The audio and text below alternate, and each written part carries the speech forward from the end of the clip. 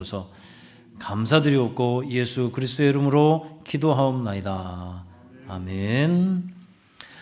할렐루야.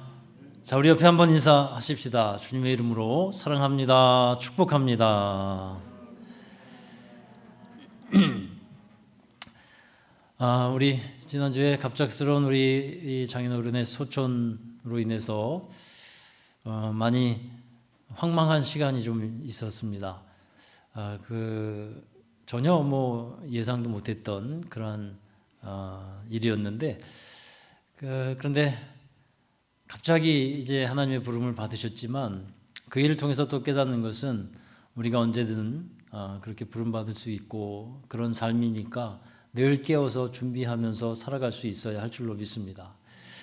자, 오늘 말씀은 지난주에 이어서 오늘 예수님의 비유라고 하는 주제로 두 번째 시간을 갖는데, 오늘은 눈 속의 티와 들보에 관한 비유에 대한 말씀입니다. 자, 여러분, 티와 들보에 관한 말씀을 하시면서 오늘 마태복음 7장 1절부터 5절에서 예수님께서 우리에게 하고자 하시는 말씀, 하고 싶어 하시는 말씀이 뭐냐 하면 비판하지 말라라는 거예요. 비판하지 말라. 자, 비판을 하지 말라고 하셨는데, 그러면 모든 비판을 다 금하는 것인가? 여러분, 잘못된 일에 대해서는 잘못되었다고 말을 해야 합니다. 건전한 비판 의식이 있어요. 그것은 건강한 상황을 만들어 가는데 중요하게 쓰이기도 합니다. 예를 들면 어떤 잘못된 정책이 시행되고 있는데 그것이 잘못되었다고 말하지 않는 것이 더 큰 문제일 것입니다. 예수님도 잘못된 것에 대해서는 잘못되었다고 말씀을 하셨어요. 바리새인들이 위선적인 행동을 하는 것에 대해서는 아주 냉정한 비판의 칼을 듭니다. 그래서 독사의 자식들아 라고 아주 냉철하게 말씀하시면서 그들을 비판하고 책망을 하시는 거예요. 오늘 새벽의 말씀에도 나왔습니다만 성전을 매매하는 그런 사람들을 보고 예수님께서 가셔서 그 것들을 다 뒤엎으시고 엄청 화를 내시면서 너희는 만민이 기도하는 이 아버지의 집을 강도의 구르를 만들어 놓았도다 라고 화를 내시면서 성전을 정화하십니다. 잘못된 것에 대해서는 예수님도 잘못되었다고 분명히 말씀을 하셨죠. 그래서 비판을 통해서 하나님의 뜻과 하나님의 정의를 세워가는 것을 목적으로 한다면 비판은 이루어질 수 있는 겁니다. 자, 그러면 오늘의 말씀에서 예수님이 비판하지 말라고 하신 말씀은 어떤 의미일까? 자, 이 비판하다라는 말은 헬라어로 크리노라고 하는 말인데, 여기에서 아마 크리틱, 이런 비평, 이런 말이 나와 영어의 원어가 됐어요. 그런데 여기에는 판결하다, 정죄하다, 심판하다라는 뜻이 있어요. 즉, 비판하지 말라고 하는 말씀은 하나님께서 사람을 심판하듯이 그 사람을 평가하고 판결을 내리지 말라라는 거예요. 특히 형제간에 그렇게 하지 말라는 겁니다. 형제간에. 그러므로 오늘 말씀의 이 비판이라는 말은 비난이나 정죄하지 말라라는 말과 더 가까운 의미를 갖고 있는 말씀입니다. 그래서 비판하지 말라고 말씀하면서 이제 예수님께서 예로 드신 비유가 뭐냐 하면 눈 속에 있는 티와 들보에 관한 말씀이에요. 자, 마태복음 7장 3절의 말씀입니다. 같이 읽어봅니다. 어찌하여 형제의 눈 속에 있는 티는 보고 내 눈 속에 있는 들보는 깨닫지 못하느냐. 가끔 먼지가 눈에 들어가고 그래서 그게 티끌이라고 하죠. 그 티끌이 눈에 들어갔을 때 눈이 굉장히 괴로워하는 때가 있습니다. 여러분, 작은 티끌이 들어가면 정말 아프고 그 작은 것인데 보이지 않는 티끌인데 아주 필요없잖아요. 그런데 그 티끌 외에 그보다 더 큰 것이 눈에 들어가기는 사실은 어려워요. 모래알 하나, 모래 한 톨도 눈 속에 들어가기는 참 어려운 겁니다. 그런데 예수님은 눈 속에 있는 들보를 깨달으라고 말씀하고 있어요. 여러분, 들보가 어떤 것인지 잘 아시죠? 석가래, 대들보 이런 거잖아요. 자, 이런 대들보 같은 건 천장에 나와 있는 되는 이런 그 대들보 같은 것이 눈 속에 들어가 있다는 거죠. 들어갈 수 없는 일이잖아요. 그럼 이것은 무슨 어떻게 말씀하신 거냐면 과장법을 사용해서 예수님께서 말씀을 하신 거예요. 자, 형제의 눈 속에 있는 티는 보면서 자기 눈 속에 있는 들보는 깨닫지 못한다. 그럼 이것은 어떤 의미겠습니까? 자기에게는 더 큰 허물과 잘못이 있는데도 다른 사람을 비방하고 비난하는 사람들아, 그것은 교만한 일이고 그것은 위선적이며 그것은 외식하는 일이다. 이것을 말씀하고 있는 거예요. 예수님 당시에 이 바리새인들은 율법을 갖고서 다른 사람들에게 적용을 합니다. 그러면서 비판을 하고 비난을 했어요. 자기들은 율법을 지키고 있으니까 의롭다라고 여겼고 그 율법을 지키지 않는 사람들을 정죄하고 비난하고 비판하는 겁니다. 그러니까 우리가 이 부분에 참 조심해야 될 부분이 있어요. 내가 하나님의 말씀을 잘 지키는 것이 중요한 것이지 다른 사람이 하나님의 말씀을 안 지킨다고 해서 정죄하고 비난하는 것은 우리의 몫이 될 수 없다라는 겁니다. 자, 그런데 더 큰 문제는 그렇게 비난을 하는 대상이 같은 하나님을 믿는 사람들이었다는 거예요. 즉 같은 형제들이었다는 겁니다. 여러분, 지금 우리나라 사회에서 내로남불이라는 말이 아주 일상적인 용어가 됐어요. 아주 일상적이 되었습니다. 내가 하면 괜찮고 남이 하면 안 괜찮은 겁니다. 다른 사람이 어떤 잘못을 했을 때에는 전혀 관대하지 않습니다. 좋은 것은 좋다고 받아들이려고도 하지 않습니다. 상대방이 맞는 것을 주장해도 수긍하지 않습니다. 그러나 자기 자신이 하면 틀린 것도 괜찮고 문제가 없다고 주장을 하는 거예요. 가장 좋은 예를 보여주는 것이 정치 세계인 것 같아요. 이 정부 부서의 관리를 임명하는 과정에서 인사청문회를 합니다. 그 인물을 두고 반대 정당에서 신랄하게 비판을 하죠. 그 사람의 과거의 말과 행적들을 낱낱이 조사합니다. 재산의 형성 과정 들여다봅니다. 세금 문제가 어떠한지를 또 들춰봅니다. 심지어 교통 범칙금까지도 밝혀냅니다. 그런 신랄한 추궁과 질문을 받는 당사자는 땀을 뻘뻘 흘리기도 하고 또 아니라고 부인하고 또 잘못된 것에 대해서는 사과를 하기도 합니다. 그런데 세월이 지나서 위치가 바뀌어요. 질문을 하던 사람이 장관이나 고위직에 지명이 되어서 인사청문회 자리에 앉게 됩니다. 이제는 상황이 완전히 바뀐 거예요. 그 전에는 신랄한 비판을 하고 또 지적을 하면서 사퇴하라고 주장했던 자리에서 이제는 질문을 받는 그런 상황이 됐어요. 자기에게 이제 가차없이 질문이 쏟아지죠. 그런데 그것을 보는 사람들이 깜짝깜짝 놀라는 것은 뭐냐 하면 자기가 전에 추궁하고 비판하던 그 사람보다도 그 자신이 훨씬 더 나쁜 상태인 거예요. 그런 것을 보면서 사람들은 생각합니다. 야, 진짜 내로남불이구나. 도둑이 도둑을 뭐라고 했고 똥 묻은 개가 겨 묻은 개를 뭐라고 하는 식이었구나. 사람들이 이렇게 생각을 해요. 근데 여러분, 이게 세상이더라고요. 이게 사람들의 모습이더라는 겁니다. 겉으로는 고상한 척 보이지만 속에는 지저분하고 잘못된 것들이 많은 것이 사람들이라는 거예요. 우리 자신들을 보면 또 낫다고 생각이 듭니까? 여러분, 남들보다도 더 큰 허물과 책망을 받을 만한 것이 사실은 많이 있다는 거예요. 그것이 그냥 감추어져 있을 뿐이에요. 책망받을 만한 것이 드러나지 않았을 뿐인 겁니다. 근데 우리 안에도 책망받을 만한 엄청난 많은 것들이 들어있는 것이 현실이고 사실인 겁니다. 그래서 제가 오늘 말씀이 티와 들보에 관한 비유의 말씀을 하면서 먼저 말씀드리고 싶은 것은 첫 번째로는 우리는 정죄할 자격이 없다라는 겁니다. 한번 따라 하십시다. 우리는 정죄할 자격이 없습니다. 예수님은 비판하지 말라고 하셨는데 이것을 비난과 정죄로 생각하시면 좋을 것 같아요. 그럼 어찌해서 우리가 다른 사람을 정죄할 수 없습니까? 어찌해서 다른 사람을 비난할 수 없는 겁니까? 그것은 우리가 용서받은 죄인이기 때문에 그렇습니다. 우리가 하나님 앞에서 얼마나 큰 죄인입니까? 용서받은 죄인이잖아요. 용서받을 수 없는 죄를 용서받은 그런 사람들인 것입니다. 죄와 허물로 죽었던 사람들이었습니다. 그런데 하나님은 하나님의 아들 예수 그리스도를 통해서 우리 모든 죄와 허물을 용서해 주셨습니다. 그래서 우리는 용서받은 죄인입니다. 용서받은 죄인이 다른 용서받아야 할 죄인들을 보고서 비난하고 정죄할 수 없다라고 하는 거예요. 여러분, 이런 상황을 생각해 보십시오. 감방에 한 3명의 죄수가 함께 들어가 있는 거예요. 한 사람은 사기꾼으로 들어왔어요. 잡혔어요. 한 사람은 강도짓을 하다가 잡혔어요. 한 사람은 성폭행범입니다.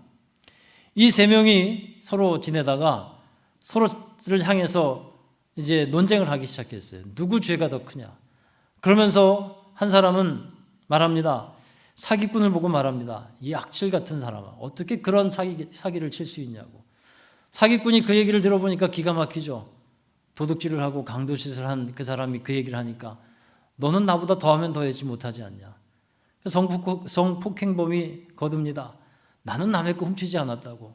그러면 너는 그 얘기를 듣고 있던 두 사람은 어떻게 생각할까요? 이런 파렴치한 놈아 하고 말하지 않겠습니까?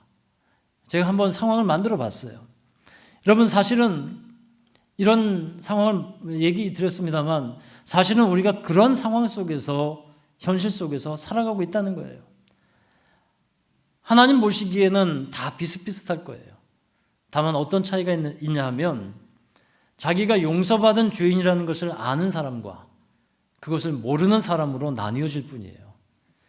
자기가 용서받은 죄인인 것을 아는 사람은 다른 사람을 정죄하지 못합니다. 1만 달란트 탕감받은 사람이 500데나리온 빚진 자를 용서하지 못해서 다시 주인에게 붙들려서 죗값을 치르게 되지 않습니까? 그것처럼 우리는 다른 사람을 비난할 수 있는 자격이 없다라는 거예요. 왜 그렇습니까? 용서받은 죄인이기 때문에 그런 것입니다. 그래서 예수님이 가르쳐 주신 주기도문에 보면 우리에게 죄 지은 자를 우리가 사하여 준 것 같이 우리 죄를 사하여 달라고 기도하라고 가르쳐 주고 계시는 거예요. 여러분, 비난하지 말라는 말씀을 지키기 위해서는 예수님의 말씀처럼 자기 눈에 있는 들보가 어떠한지를 깨달아야 한다는 것입니다. 자, 이 말씀은 무슨 뜻이냐 하면 자기의 죄를 크게 보아야 한다는 거예요. 여러분, 내로남불이 뭡니까? 자기의 죄는 작게 보는 겁니다. 또는 문제 없다고 보는 거예요. 그리고 다른 사람의 죄는 크게 본다는 거예요. 이게 내로남불입니다. 그래서 비난하고 정죄하게 되는 것인데, 근데 이게 거꾸로 되고 반대로 되면요, 비난이 멈춰지게 되는 거예요. 사도 바울이 예수님을 만나고 큰 은혜를 받았습니다. 은혜를 받고 보니까 자기 자신이 어떻게 보입니까? 이 세상에서 가장 큰 죄인으로 보이는 겁니다. 자신을 죄인 중에 괴수라고 얘기하죠. 여러분, 그것은 어떤 자기 눈에 들어있는 들보를 깨달았다는 거예요. 그 들보를 깨닫기 전에는 다른 사람의 죄가 보였고 다른 사람들이 나쁜 사람들처럼 보였습니다. 세리들을 보면서 또 율법을 지키지 않는 사람들을 보면서 정죄하는 것이 당연했어요. 비난하는 것이 당연했습니다. 왜냐하면 자기는 의롭다고 생각이 들었거든요. 그런데 자기 눈에 있는 들보를 깨닫고 자기가 죄인 중에 죄인이고 죄인 중에 괴수인 것을 깨닫고 나서는 사람들을 보니까 정죄할 수가 없는 겁니다. 들보와 같은 죄를 갖고 있는 사람이 어떻게 티끌 같은 죄 가진 사람을 정죄할 수 있단 말입니까? 사도 바울이 느낀 것이 그거예요. 요한복음 8장에 보면 바리새인들이 간음하다가 현장에서 붙잡은 여인을 예수님께로 데리고 오죠. 예수님은 그들에게 뭐라고 말씀합니까? 너희 중에 죄 없는 자가 돌로 쳐라. 다시 말하면 너희 중에 이 여인을 정죄할 수 있는 자격을 갖고 있는 사람이 어디 있느냐? 라고 물어보시는 거예요. 사랑하는 여러분, 우리는 예수님의 대속의 은총을 입은 사람들입니다.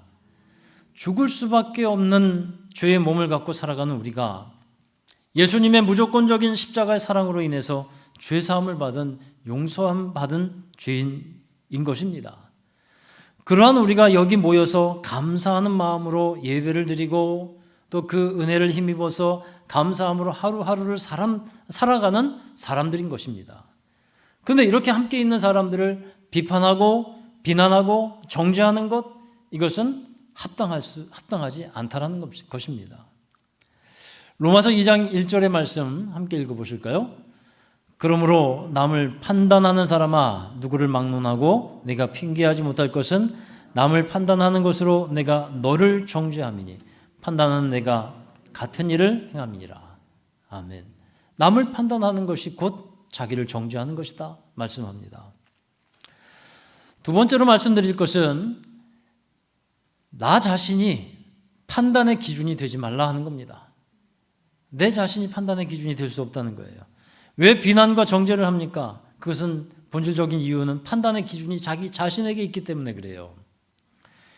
미국의 어떤 마을에 이 빵을 만드는 빵집 사장님이 가까운 농장에서 버터를 사옵니다.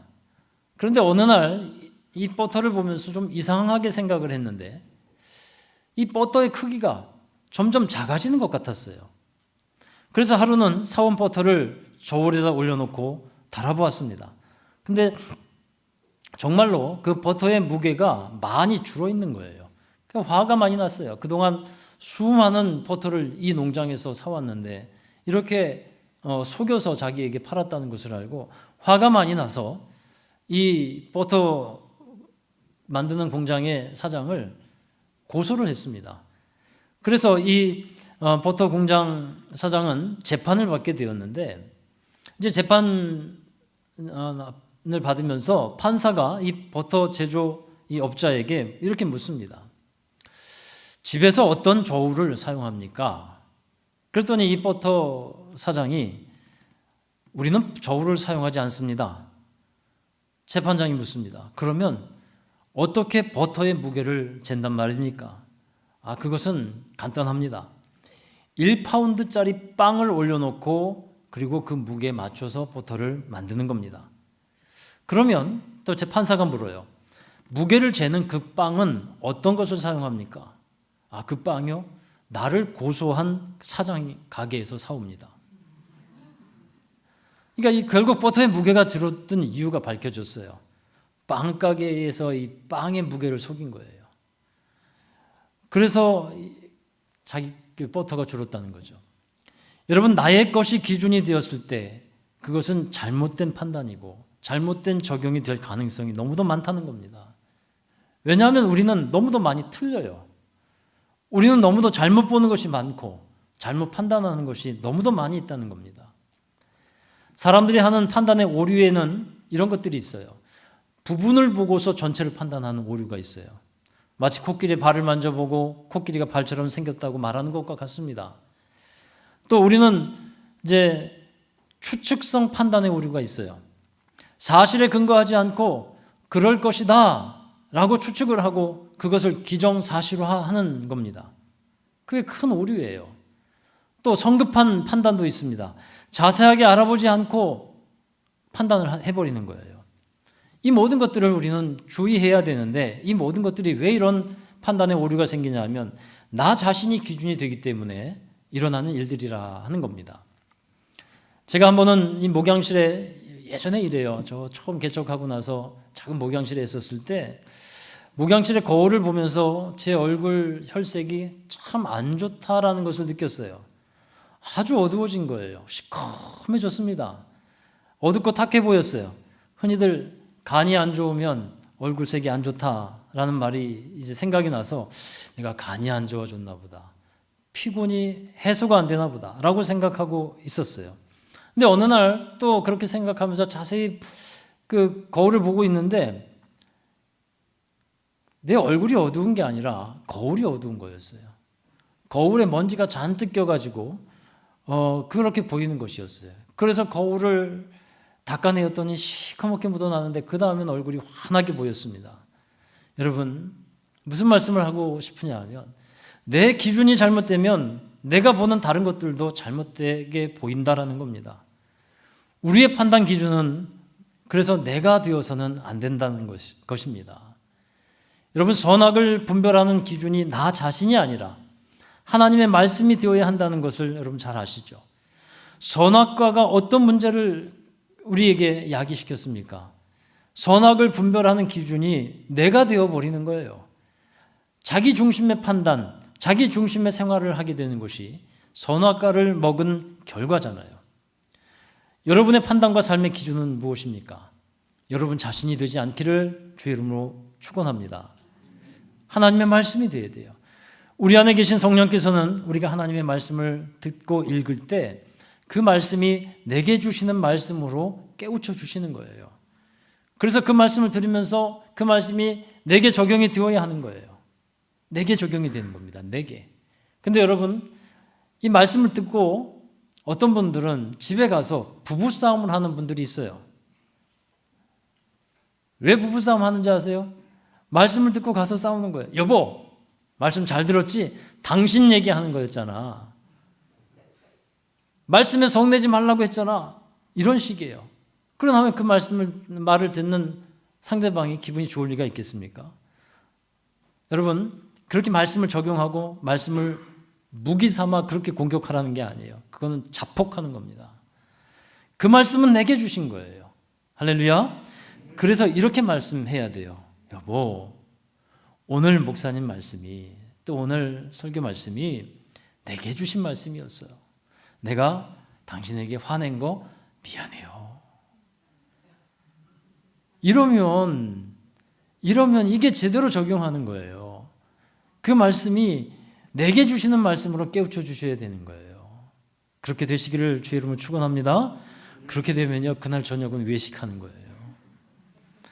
자, 하나님의 말씀이 기준이 되시기를 바랍니다. 자, 여러분, 세 번째는요, 비난 대신에 긍휼함으로 대하라는 거예요. 다른 사람의 티를 보기 전에 자기에게 있는 들보를 먼저 깨달으라고 말씀했는데, 그러면 여러분 이런 경우는 어떻게 합니까? 다른 이들이 잘못된 삶을 살아가고 있어요. 죄를 짓고 있단 말이에요. 근데 그것을 고치지 않아요. 그럼 어떻게 해야 돼요? 그러면 비난하지 말라고 했으니까 그냥 덮어주고 말하지 말아야 되겠습니까? 어떻게 해야 됩니까? 그냥 덮어주는 것도 또 능사는 아닌 것 같아요. 그죠? 그것에 대한 대답이 마태복음 18장에 나오고 있어요. 자, 어떤 사람이 죄가 있는 것을 알게 되면 그 사람을 비난하는 것이 아니라 먼저 찾아가서 권고하라고 말씀하고 있어요. 자, 18장 15절의 말씀이에요. 읽어보시죠. 내 형제가 죄를 범하거든 가서 너와 그 사람과만 상대하여 권고하라. 만일 들으면 내가 내 형제를 얻은 것이요. 아멘. 자, 이렇게 잘못된 죄에 대한 죄에 대해서 권면하고 권고하라는 겁니다. 기도로 잘 준비하고 찾아가서 잘 권면해야 돼요. 그래서 들으면 형제를 얻은 것이다. 이렇게 기록하고 있어요. 그러니까 그 죄에서 나와서 하나님의 은혜 안으로 들어온 믿음의 사람이 될 수 있다는 거예요. 그 권고를 잘 받아들이면. 그것이 형제가 된 것이고 영적인 가족이 되었다라는 것입니다. 그런데 그렇게 권고를 해도 잘 듣지를 않아요. 또 그러면 어떻게 합니까? 그 다음에는 그 마태복음 18장에 나오는 말씀이에요. 한 번 더 권면해야 합니다. 그때 갈 때는 혼자가 아니라 두세 사람의 증인을 데려가라 그랬어요. 두세 사람의 증인과 함께 그 사람이 좀 같이 알아야 공신력이 생기는 거잖아요. 그래서 가서 또 권면을 하는 거죠. 그런데 그렇게까지 했는데도 불구하고 자기의 잘못된 죄를 또 행동을 고치지 않습니다. 그러면 어떻게 해야 될까요? 마태복음 18장 17절에 이렇게 말씀하고 있습니다. 읽어보시죠. 만일 그들의 말도 듣지 않거든 교회의 말하고 교회의 말도 듣지 않거든 이방인과 세리와 같이 여기라. 아멘. 자, 이방인과 세리와 같이 여기라. 말씀을 아예 받아들이려고 하지 않거든 이방인과 세리와 같이 여기라. 여러분, 이 부분에 대해서 어떻게 해석을 하냐 하면요. 어떤 사람들은 이 부분을 해석하면서 이방인과 세리와 같이 여기라는 것을 교회의 말을 듣지 않는 이 사람을 교회에서 추방해야 한다라고 해석을 합니다.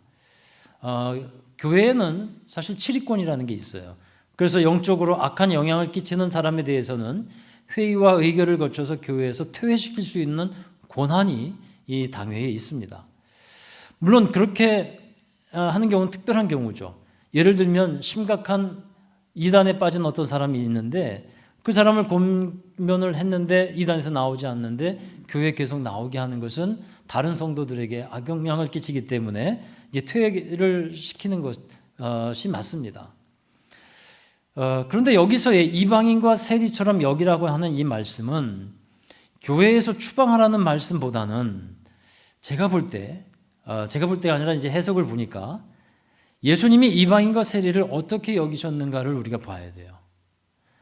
여러분, 이방인과 세리는 유대인 사회에서 버림받은 사람들이었습니다. 정죄받은 사람들로 이제 치부되었어요. 그런데 예수님은 그럼 이방인과 세리를 버렸습니까? 아니거든요. 버리지 않았습니다. 바리새인들이 그렇게 버렸어요. 바리새인들이. 그런데 지금 이 말씀은 이제 마태복음 18장을 여러분 한번 펴보세요. 펴놓고 말씀 들으세요. 마태복음 18장의 이 말씀은 누가 하시는 말씀이냐면 예수님께서 하시는 말씀이에요. 바리새인이 하는 말씀이 아니라는 거예요. 만약에 바리새인이 이방인과 세리처럼 여기라 하면 진짜 버려지는 그런 사람들로 취급돼야 한다는 거죠. 그런데 예수님께서 이방인과 세리처럼 여기라고 하는 말씀은 예수님께서 이방인과 세리를 버리지 않았거든요.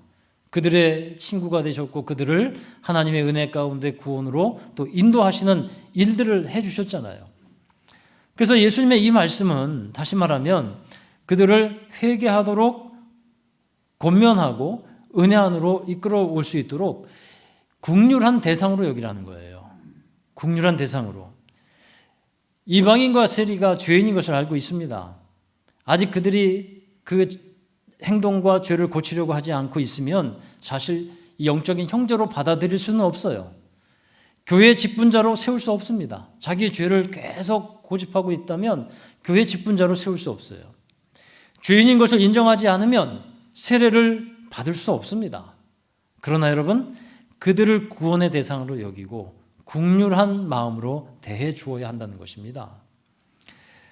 왜 이러한 해석이 더 타당하냐 하면 만일 죄를 범했을 때 권면을 해도 듣지 않을 때 용서하지 말고 교회에 얘기해서 그 사람을 퇴회한다고 한다면 이 성경의 말씀이 뭔가 깨어져요. 이제 틀어진다는 거예요. 마태복음 18장 여러분 펴보시라고 했는데 1절부터 10절에 보면요, 이런 내용이 나와요. 작은 자를 실족시키지 말라는 말씀이 나옵니다. 누구를 비난하는 것은요, 또 정죄하는 것은 실족하게 만들어요. 그래서 그렇게 사람을 실족하게 만들지 말라 하는 것이죠. 그러면 작은 자를 실족시키면 차라리 연자맷돌 하나 매달아 가지고 바다에 빠져 죽는 것이 낫다. 이렇게까지 예수님께서 신랄하게 말씀을 하시는 거예요. 그리고 12절부터 15절까지는 100마리의 양 중에서 한 마리의 잃어버린 양을 찾는 말씀이 나오죠. 그래서 이와 같이 작은 자 중에 하나라도 잃는 것은 하나님의 뜻이 아니라 하는 것입니다. 그리고 나서 다음 말씀에 형제가 죄를 범하거든 이제 라는 말씀과 함께 이방인과 세리처럼 여기라 하는 말씀이 나오는 거예요. 그리고 그 다음 21절에서는 베드로가 물어요.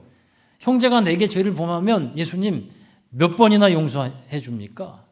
예수님이 그에 대한 대답을 이렇게 하시죠.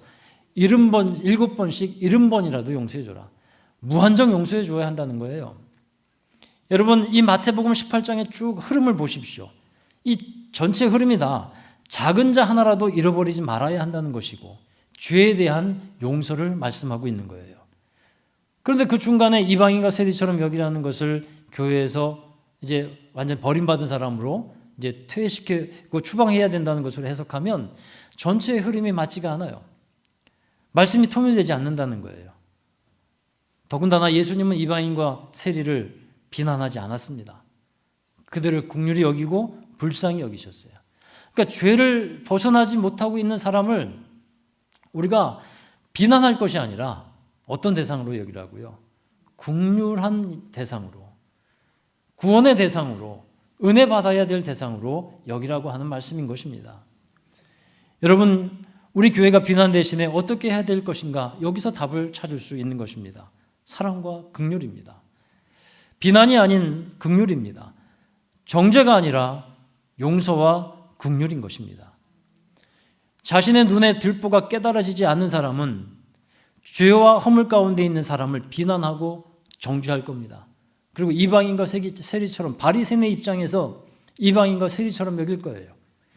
그러나 자기의 죄가 마치 눈 속에 있는 들보와 같이 큰 것으로 깨달아진 사람은 죄와 허물 가운데 있는 사람들을 보면서 긍휼한 마음이 들게 된다는 것입니다. 여러분, 부모가 자녀를 키우면서 참 많이 속상하죠. 속상할 때가 참 많아요. 저도 아이들을 키우면서 속상할 때가 솔직히 한두 번이 아니에요. 자녀들이 부모에게 참 많은 잘못을 합니다. 물론 부모도 자녀에게 잘못을 하기도 해요.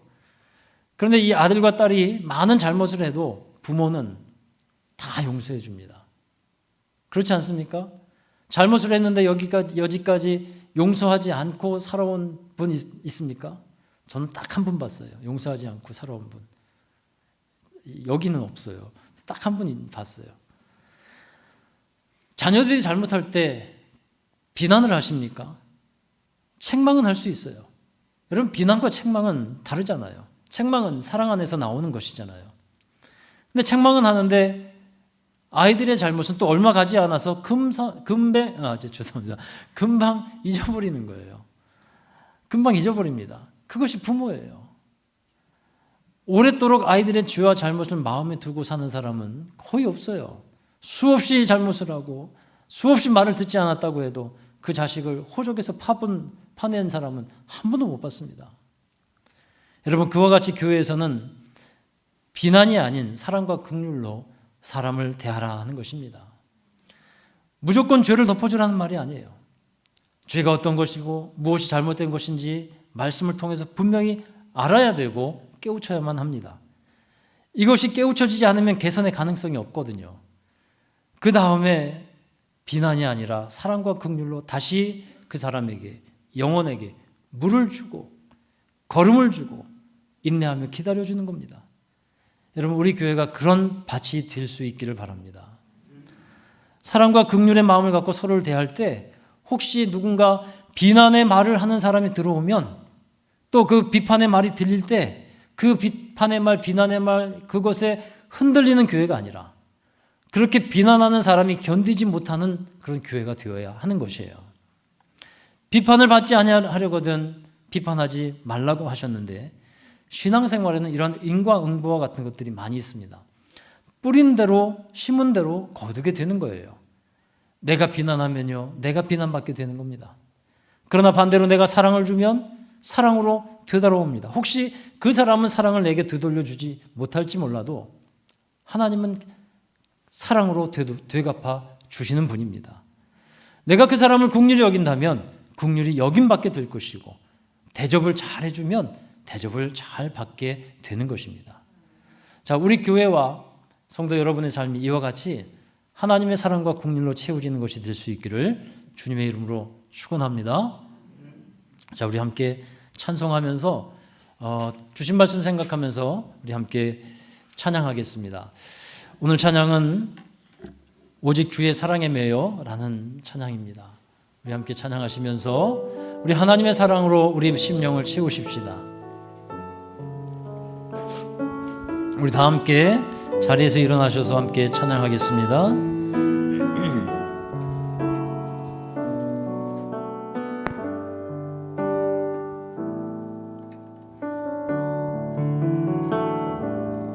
오직 주의 사랑에 매여 내 영 기뻐 노래합니다.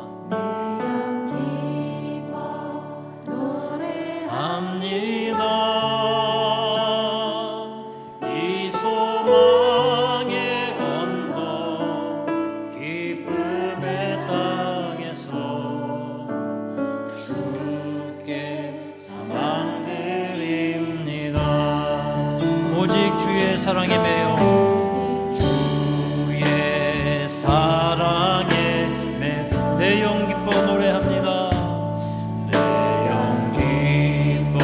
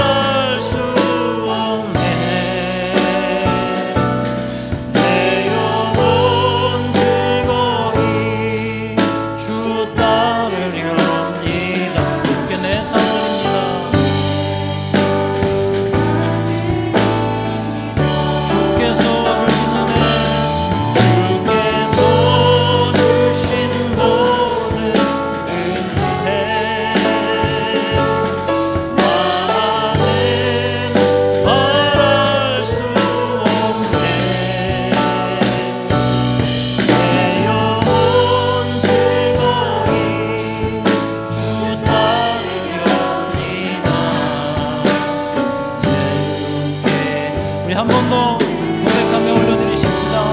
주께서 주신 모든 은혜, 주신 모든 은혜, 나는 말할 수 없네. 내가 온 즐거이 주 따르려니와 내 삶 드립니다. 아멘. 자, 우리 함께 기도하십시다. 우리는 용서받은 죄인입니다. 그래서 우리는 정죄할 자격이 없습니다. 다만 하나님 앞에 감사하며 은혜에 기뻐하며 살아가는 것뿐입니다. 그리고 내가 기준이 아니라 하나님의 말씀이 기준이라고 했습니다. 내 판단이 틀릴 때가 너무나 많습니다. 그러므로 우리는 다시 한번 주님의 말씀을 찾아야 합니다. 또한 우리에게는 긍휼이 필요합니다. 비난이 아니라 긍휼로서 사람을 대하는 우리 주님의 마음을 구하십시다. 우리 함께 동성으로 기도하실 때 오직 주의 사랑에 매여서 하나님의 은혜에 감사하고 또한 하나님의 긍휼의 마음으로 사람들을 대할 수 있는 우리의 자신이 되기를 원합니다. 우리 함께 통성으로 기도하시겠습니다. 하나님, 너희는 비판하지 말라, 비판을 받지 아니하려거든 비판하지 말라 말씀하시는 주님, 이 시간 다시 한번 주님의 말씀을 생각하며 기도합니다. 하나님, 우리 자신이 얼마나 큰 죄인이었고 허물과 죄로 죽었던 우리를 예수 그리스도의 십자가의 사랑으로 살려주셨음을 다시 한번 인정하고 고백합니다. 용서받은 죄인으로서 누구를 정죄하고 비난하는 삶이 되지 않게 하시옵소서. 오직 주님의 은혜에 감사하며 주님의 사랑에 매여 주님의 긍휼을 나타내고 전파하는 삶이 되게 하여 주옵소서. 하나님, 내가 만나는 이들에게 하나님의 사랑을 나타내게 하시옵소서. 내가 대하는 이들에게 주님의 마음으로 긍휼히 여김받을 수 있도록 하나님, 그들에게 다가가게 하시옵소서. 언제나 주님 마음이 우리에게 필요합니다. 성령을 힘입어 주님의 말씀 가운데 거하게 하여 주시옵소서. 거룩하신 아버지 하나님, 우리에게 주님이 필요합니다. 우리가 내 자신이 삶의 기준이 되고 판단의 기준이 될 때 얼마나 많은 잘못과 허물과 오류에 빠져 있는지 우리가 다시 한번 돌아보게 됩니다. 하나님, 우리 자신이 들보와 같은 그렇게 큰 죄를 우리가 갖고 있음에도 불구하고 그 죄를 제대로 깨닫지 못하는 어리석은 사람이었음을 고백합니다. 그러나 다시 한번 이 시간에 하나님 앞에 감사하며 믿음으로 고백하는 것은 우리가 용서받은 죄인이요 하나님 앞에 큰 은혜 받은 사람들인 것을 다시 한번 고백합니다. 대속의 큰 은총을 받은 저희들이 하나님 이 세상을 살아가며 하나님의 마음으로 사람들을 대할 수 있게 하여 주시옵소서. 사랑으로 대할 수 있게 하여 주시옵소서. 정죄와 비난을 그치게 하시고 성령께서 하나 되게 하신 것을 힘써 지키며 하나님의 아름다운 나라와 주님의 거룩한 영광을 드러내는 우리 모든 성도들이 되게 하여 주시옵소서. 혹여나 아직 주님을 모르는 이들에게 우리가 어떻게 마음을 그들에게 대하겠습니까? 하나님, 긍휼한 마음을 부어 주시옵소서. 이른 양 한 마리를 찾아 헤매며 그들을 건지기까지 목숨을 다하고 힘을 다하시는 예수님의 그 마음을 우리도 갖게 하여 주셔서 긍휼한 마음으로 우리 사람들을 대하며 하나님의 사랑과 은혜를 전파하는 저희들이 되게 하여 주시옵소서. 우리 모든 성도들 또 우리 모든 교회 모든 가족들이 하나님 안에서 서로 사랑하고 섬기며 서로를 더 낮게 여기며 주님의 아름다운 영광을 드러내는 아름다운 믿음의 교회 될 수 있도록 축복해 주시옵소서. 이제는 우리 구주 예수 그리스도의 극진하신 은혜와 하나님 아버지의 무한하신 사랑하심과 성령님의 감화감동 내주 교통 이루하심이 이 시간 예배드린 모든 성도들 머리머리 위에 저들의 가정과 자녀와 사업과 앞날과 일터 위에 이제로부터 영원까지 함께하여 주시기를 간절히 축원하옵나이다. 아멘.